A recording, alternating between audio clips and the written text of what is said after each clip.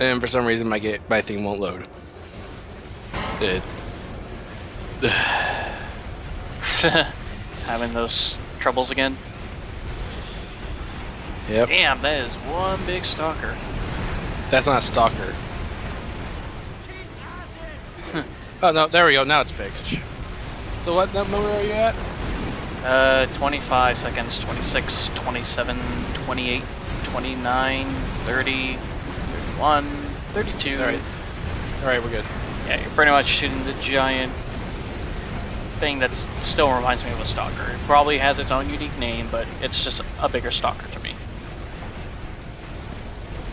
Yeah, well, this guy is the one that launches the spires. The infectors, really. Oh. That's their way of transporting those things. Yep. Except that when it comes to number 2, they are a lot larger. That thing is considered small.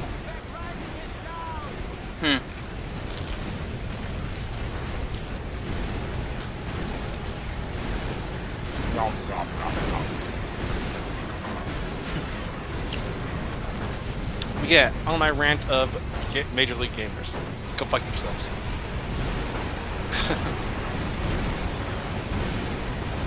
Sheesh, that thing could take a beating. Yep. Dude, the only way to drop it is to destroy its power cores in the back, but it always looks at you. Is that the only way for you to beat it, or is that just a weak point that's best to beat? That's the weak point. That's the best way.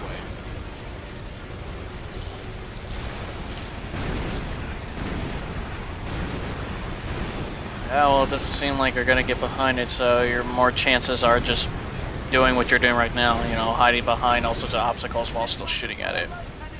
Yep. It's this guy's actually very easy to beat. This is not really much of a fight. If only you had a little strafe dash that they get in Ratchet Deadlock. But yeah, when it comes to number 2, you are mostly on the ground. You don't have a stalker. Well, don't you have a much more powerful rocket launcher or something like that? Or not really. It's the same kind of. Yeah, pretty much. Weapons. Yeah, pretty much. So I'm trying to recall all the majority of the strong weapons you get from Resistance 2. Resistance 2 takes place 2 years after this. I know, and you have a lot more better weapons in there, in my opinion. Yep. It's 2 years after. And yet, during that time, no one decides to look into Nathan Hale to find out how he's either mutating slowly or immune to this. I thought they did look into something like that. That's the only reason why he was part of the team. No, he was part of the team because the scientists already knew what was going on in Europe, but they never told the troops. And he was supposedly part of a program to make a super soldier or whatever, but they never told him what they actually did to him. So he went in there half-cocked and nearly died, but became a super soldier.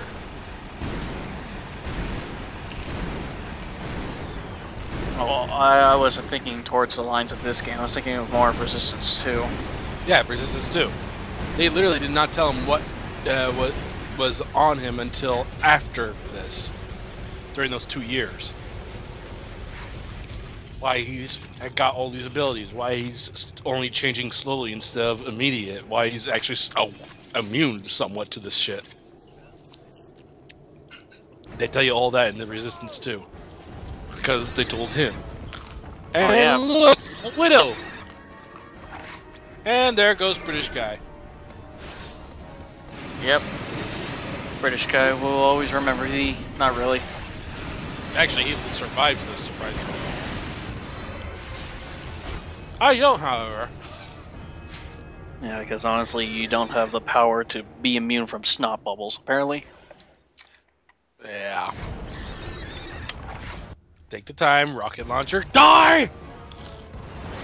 I was about to say, well, how come you're not using some of your strongest weapons right now? Cause I can understand, you know, from missing and whatnot, but how do you? I'm like, shit. I thought you were literally gonna use the stop mines. Like, how do you like it? How do you like it? I think I eventually do. Like, don't fucking come get me, bro. You got more rockets, so you got that. 2, but still, 2 is better than none. And it's dead. Huzzah! And now we have more snot mine ammo.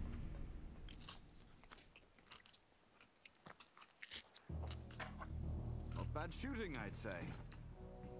Yeah, well, you're no help. Considering I was hit and all. You go ahead.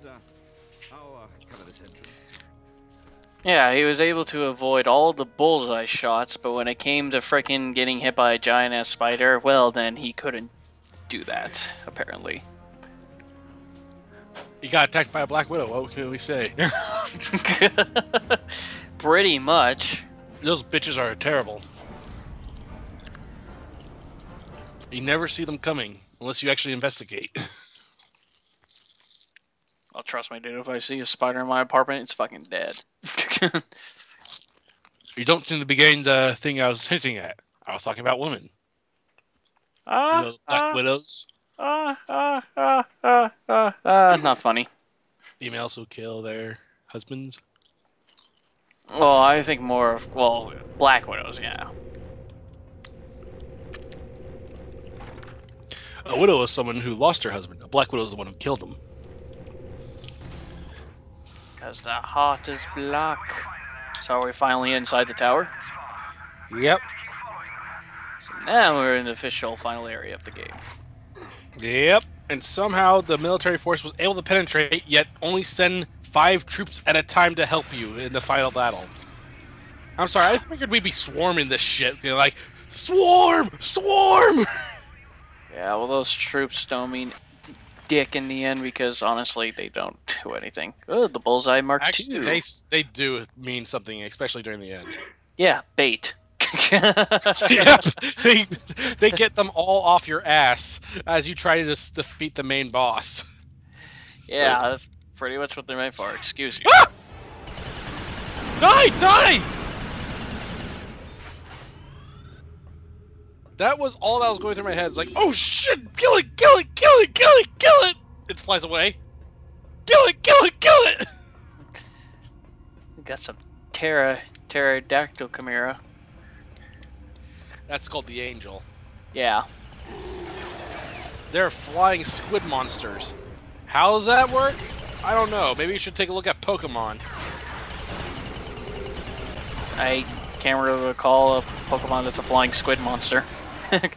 I'm pretty sure there is one. And you know the original cartoon series, the first generation? A Tentacruel was the size of an entire fucking city. Yet they're only supposed to be like just a little bit bigger than you. Oh, yeah. I'm sorry, but how the hell does that work? He went Godzilla. He decided to go to the size of Godzilla and then back to normal. If anything, I think that would be a legendary Tentacruel. That episode had to be pulled off because of 9/11. Really? Yeah, because you know, That episode came out long before then. it came out before 9/11 happened. And The one where they... Yeah, the one where the Tentacruels attack, you know, the city and everything like that. No, pretty much destroying the city for terrorist reasons. That's why, you know, they pulled that episode out here in America and whatnot. Like when it came to, like when they showed it before 9/11 happened, but any reruns, that was never a rerun episode. Wow, that's actually kind of asinine. Well, it's just like the one episode of Pokemon that never got released here in America because it made a bunch of kids in Japan have seizures, is the Polygon episode. Oh, not to mention the one there is another one, the one where apparently Jesse has tits or something. Oh, Jesse's a chick. You mean James? Yeah, I mean James. Oh, that's the same episode as the Tentacruel one. It is? Yeah, it's the same episode. I got some investigating to do because I have no clue about this crap. Well, they took that out in the American dub as well too. So, you know, you're not gonna find it unless you watch the original Japanese dub of it. You know.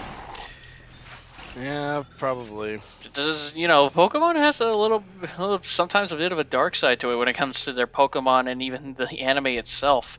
That's why it's gotten a little bit more kid-friendly over the years, but even so, the Pokemon It's gotten a little too kid-friendly, in my opinion. well, the show, not the game, dude. You have no idea how many other generation Pokemons are pretty damn dark when they're usually like the soul of children going after revenge on somebody. Wait. And when's this? I can't remember which Pokemon it is, but this Pokemon is a ghost. It's a ghost type, and it's like inherited by like a soul of a human child that seeks like revenge or something like that. There's this other Pokemon that belongs to. There's this one that has for 5th generation Pokemon that represents a dead person's soul, and you know it's supposed to exist because apparently feels incomplete in life and everything like that, and the mask it holds underneath its claws and everything like that represents the person's face of who died. Wow. Yeah, it can be pretty fucking dark sometimes. And there's also another Pokemon that kidnaps children. And does what? Just kidnaps them.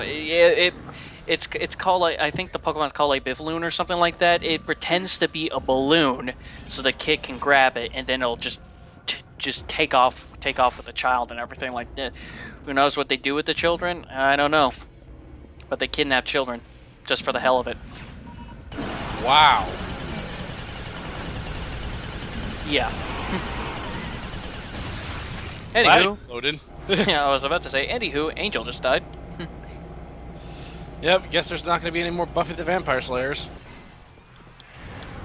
Yeah, I never really watched the show. Or Angel, the TV series. I watched it on Netflix. You know what? Since I watched it on Netflix, I learned something about the Buffy the Vampire series. What's that? Everything they do is for nothing. Why is that? The whole battle between good and evil is a constant thing. It'll never change. The only person who actually did something that may have altered it just the tiniest minuscule was the supposed Buffy's lover, Angel, the vampire or whatever. Mm-hmm. He actually broke the cycle for a good hour or so before it reset. Because he fucked everybody over. He's like, know what? Fuck it. You're all getting fucked. Yeah, I only watched like a couple episodes and it didn't really stick to me that well, so I never decided to watch the rest of the series. I only watched the Angel series because the actor they have is also the same guy who plays Booth in Bones, and I kind of liked him. Okay. So I wanted to see what other works he was in, and he was on the Angel series, which is a runoff of Buffy the Vampire. So I'm like, fine, I'll watch these two. And frankly, I like the Angel series more because that's got more fun, more cool, I guess, in my opinion. Although Seth Green's not in it, so it wasn't really that much fun. Oh, Seth Green and Buffy the Vampire Slayer? Yeah. That's like one of the things he's really known for. Well, other than Robot Chicken and Austin Powers. And Family Guy. And Family Guy. It could sound like his freaking resume is minuscule. It really does. Oh, and Without a Paddle. Yeah. That paddle kind of sucked. I rather remember him for Robot Chicken, Family Guy, and Buffy the Vampire Slayer than remember him before Without a Paddle. Yeah. And more intel. Yep, intel is your friend. It's your friend for collectibles. Except for when you needed it long before you found it. Yep, exactly. That's why I was about to say it's only nice for a collectible, but when you actually need it for something, nope. Needed it hours ago before any of this crap happened.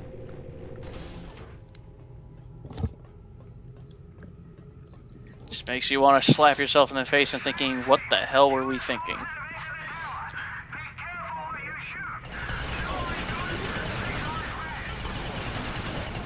They telling you be careful who you shoot at?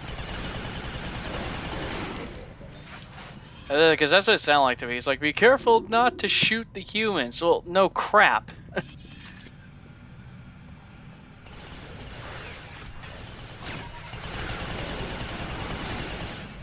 Yeah, thank goodness for the bullseye's alternate thing to allowing you to lock onto enemies from behind the walls and whatnot. This is the game's godsend, this gun. It's a pretty cool gun. Well, sorry, what? I said it is a pretty cool gun, especially to take out these guys who love to jump all over the walls.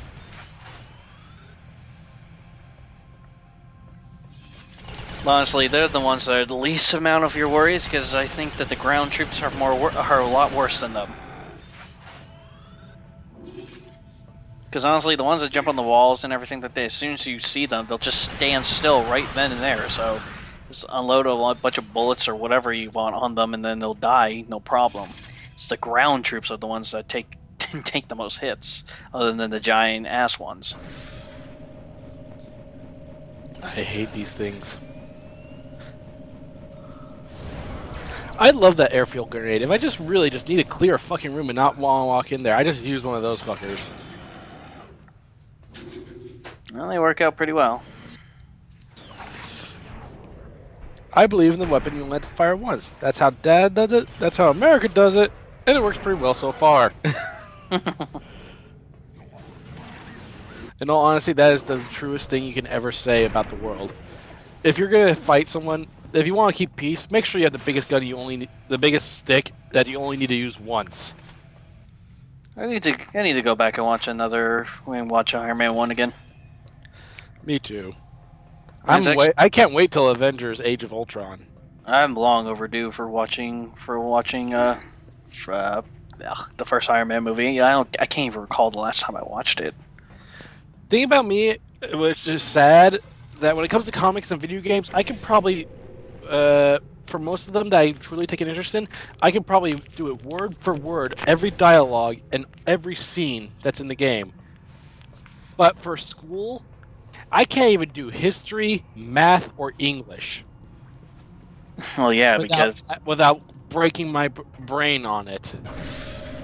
well, it's really hard. It's all interest in the end. Because if you're interested in something else, you're gonna most likely to remember that, other than something that you're not interested in. That's just how the human brain works.